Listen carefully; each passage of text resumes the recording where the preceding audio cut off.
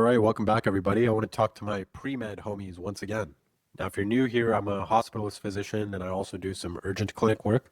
And recently I had a pre-med student shadowing me, so it kind of got me thinking about how pre-med is these days, what I wish I knew back then, and kind of what advice I can give you guys.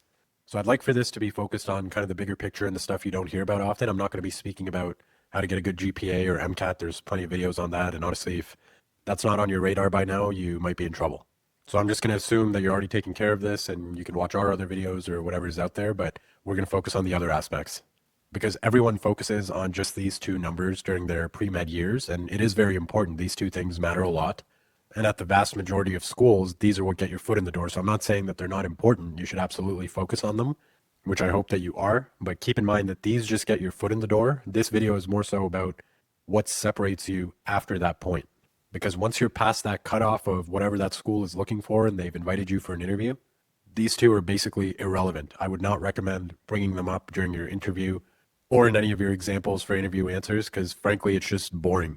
If the most interesting thing about you is your GPA and your MCAT in 2026, I think you're going to struggle. So one helpful way to think about this is what roles a physician actually plays in real life. The GPA and the MCAT kind of cover the scholarly side, but obviously real life physicians have to be much more than just scholars. There's a lot of different frameworks that get used, and you can even ask AI, what are the different roles that doctors play?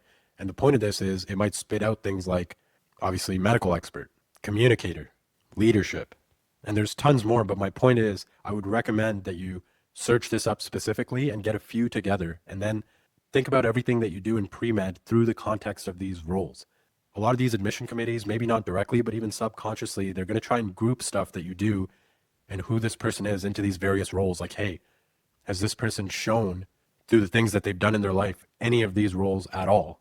Because the job of medical school isn't necessarily to teach you these roles from scratch. It's to build on who you already are. It's going to give you the medical knowledge and residency will give you the experience, but you kind of have to plant these seeds beforehand so that the school sees that you're already this person and then they can develop you further. It's not necessarily about memorizing each of these roles and kind of forcing it into your interview. It's just about going into pre-med and thinking about, okay, I'm already scholarly. I'm doing, well in school. I'm doing all this research. So, we're good there. But what am I doing to improve my communication? Because that's like maybe 70% of what you do. Day to day when I'm working, the medicine doesn't change that much. You kind of get used to it, but it's about communicating with that patient and meeting them at their level of understanding. So what can I do as a pre-med to either improve my communication or volunteer in some way that addresses that?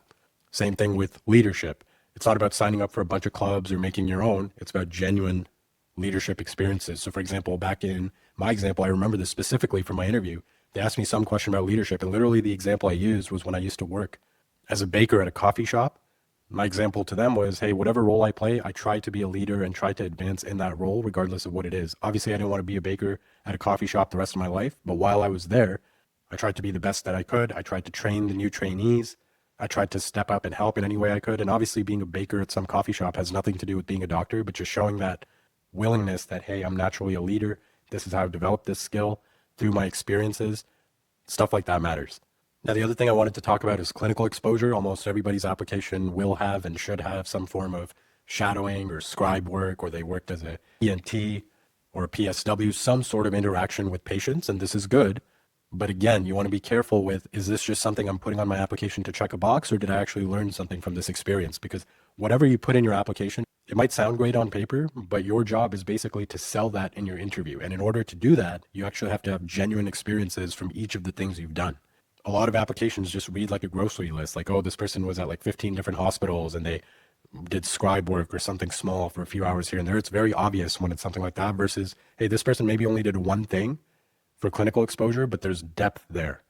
So instead of just being a general hospital volunteer, not really involved in the clinical aspect, there's obviously not much you're going to be able to do clinically as a pre-med, but try to get as close of a role as you can where you're directly seeing patients or the physicians or the care team interacting with the patients. So you can say that, hey, I've experienced this. I saw this case one time. This is what I learned from it. This is how it inspired me, etc. So the point is with this, like with any other thing on your extracurriculars, you want to go for depth over breadth. They want to see that, hey, how does this person know that they want to be a doctor? Like, do you even know what a doctor is, or is it just whatever you've seen on TV? And obviously you're not going to know a lot of it. It's very different now than what I thought it was as a pre-med. But during your pre-med years, try your best to show that You've tried to understand what it's actually like and you actually want to do this. Now, the word that I personally hate, research, I would literally be more than happy if I never heard this word again in my life. I am not a research guy. I absolutely hated every second of it. Some people are, and that's great, but the reality is you should have some form of research on your application. We'll make another video about how to get involved in a research project, but mainly, reach out to your prof's office hours, see which ones you get along with, and ask them if you can get involved. This is, unfortunately, or fortunately, depending on who you are, an important part of your application, especially the more academic the center is that you're applying to. And same thing here, as with everything else, depth over breadth. If you can have one project that you were the lead on or you really grinded on, that's much better than being involved in like 10 of them where all you did was data extraction. Now, the other one, everyone knows this, you have to have some sort of community service, hours, and volunteering on your application. Same principle applies, depth. You want to have a few experiences where you actually showed up and you did something rather than a list of 15 things where you volunteered once and didn't really do anything. It really shows in your application. Now, I'll be honest, I didn't love volunteering as a pre-med. I thought it wasn't the best use of my time. However, one thing that made it better was finding things that I genuinely enjoy. And they weren't even always medically related. So for example, in my case, I always loved teaching. So a big part of my volunteering was tutoring in some form, either some subject at school that I was good at or teaching English as a second language kids how to read, stuff like that. I got a lot of fulfillment out of teaching and I still do, clearly. And so a lot of my stuff was focused on that, or organizing like a volleyball camp, tennis camp, whatever it is that you're interested in. If you can try to relate your community service to stuff that you genuinely enjoy, that obviously also helps people in some form, it's going to go much further than just doing it because you have to do it. The majority of my volunteering was actually non-medically related. I obviously did some hospital stuff because I knew I had to, but a lot of it was focused on stuff like that I mentioned that I actually enjoyed and where I felt like I was actually being of service. And again, when it comes to your interview, the majority of your answers and examples, this is the stuff that you're going to have to draw on. So make sure that you're showing up, you're being present, you actually have experiences from all these different ventures that you do. Now, there's a couple points I want to talk to you about that I don't really hear mentioned anywhere, but are arguably the two most important that you need to know. When it comes to being a pre-med, you can't think of yourself just as some student applying to medical school. You are literally a product. So you're a salesman of that product through your application, and you have to improve your marketing skills. Now, that sounds kind of weird. I've never heard anyone explain it like that, but it's really the best way that I can put it because like I mentioned earlier, once you meet that GPA and MCAT cutoff, it's irrelevant. It doesn't matter. Everyone you're competing against, whether it's secondaries or interviews or whatever, it's the marketing that separates each person. Most people are going to have similar or the same volunteering experiences, etc. So how do you separate yourself? It's going to be the person that is able to present themselves the best, that is able to best talk about their experiences, that's able to be interesting. You're literally selling the school on, hey, why am I a better candidate than the next person? And again, that's not going to come from stuff on paper. You have to develop your soft skills, your communication, your storytelling, really working on the experiences you got out of every single thing on your application. How did it change you? How did you learn from it? How can you tell an interesting story about it? How can you be memorable? And it's not about lying or over embellishing, but it's about presenting yourself in a way that's actually memorable and stands out to that committee. For example, when they were asking me about my origin of, interest in medicine, I barely brought up anything about medicine.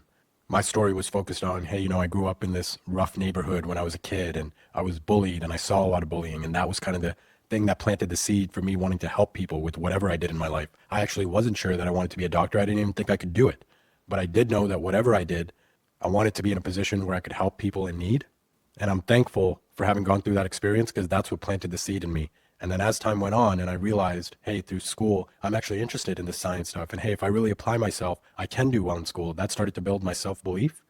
And then things kind of culminated together in addition to my volunteer experiences that really confirmed to me that I wanted to be a physician. So how different and more memorable is that than saying, oh yeah, my dad was a doctor and I really like science and helping people. So yeah, that's why I want to be a doctor. Do you understand what I'm saying? It's all marketing. And again, you shouldn't embellish or fake anything that you did, but it's about bringing out the story and presenting it in a way that's intriguing. So that's the marketing aspect. So now I want to talk to you about unfair advantages.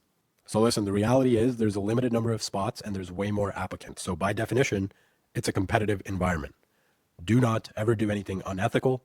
Do not cheat. Do not lie. I'm not telling you to do any of that. But what I am saying is if you have any unfair advantage, you should absolutely use it. There is no extra credit for being miserable and making things harder on yourself. If you have a parent or a family member that's a doctor, well, guess what? Shadowing and finding clinical experiences just got a whole lot easier for you. Finding one of their friends to work with and write you a reference letter, much easier for you. Your dad plays tennis with one of your professors. Guess what? Finding research, much easier for you. You're good friends with the guy that runs whatever volunteer club on campus. Guess what? Much easier for you to find a leadership position there. There is nothing wrong with taking advantage of your situation in life. A lot of us don't have certain advantages. A lot of us do. But if you really look hard, there must be something that you can use to your advantage. So do everything you can that makes it easier for you to find these opportunities and get your name out there. So back when I was a pre-med, I actually didn't have a lot of the advantages that I mentioned. But what I did do was I went to the website of my local medical school and I basically sent out a mass email where I was like, hey, listen, I'm a potentially interested pre-med student. I was just hoping to chat with somebody and ask some questions about the medical school, the process. I was wondering if anyone has time. And you'd be surprised. They were more than willing to sit down and chat with me. I think I met with like the vice president of the school or whatever, which I had never thought I could do had I not sent out that email. And I sat down with them for literally like a half hour. And it was like I was interviewing the school. I was like, what makes this school different from others? What do you think sets it apart? How do you think with technology, medicine is going to change? Stuff like this. And I don't know if that made a difference or not. But to me, it was like, listen, this is something within my control. So let me just try it. Let me just get my name out there so that these decision makers at least know that I exist. And maybe someday when they see my application there, they'll remember me. So whatever advantage you have or whatever advantage you can create for yourself, make sure you use that. It's a hard enough process as it is. Don't get in your own way thinking it's more valuable to do it a more challenging way. It's really not. And just to close out, I just want to emphasize that the days of strictly being an academic process are gone. These schools are looking for other things now. They're looking for soft skills. They're looking for interesting life experiences. All of that matters now. And in a way, this is a good thing because it means that your pre-med years don't have to be entirely focused on academics. You can actually live an interesting life, pursue your hobbies, your passions, and those very things will actually end up improving your pre-med application and your experience. Obviously, that shouldn't be at the expense of your academics because that's still the stuff that gets your foot in the door, but use this to your advantage. If I could go back, I would definitely change this about my experience. I was way too hyper-focused on just the process of getting into medical school. I didn't care about anything else.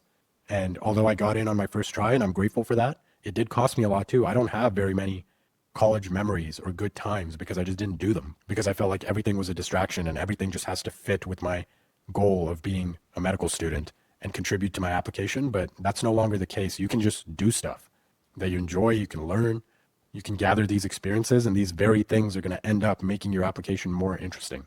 So prioritize your academics, work diligently but efficiently. Remember that there is no extra credit for misery. Make things as easy on yourself as you possibly can and just enjoy your time. Please don't forget to enjoy your time. It never comes back. And if you're going to end up in the same place, you might as well have enjoyed the journey.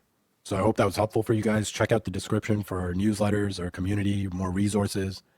I want to try and focus a lot more on that stuff throughout this year for this brand and build more of a community around it rather than me just teaching stuff and that's it.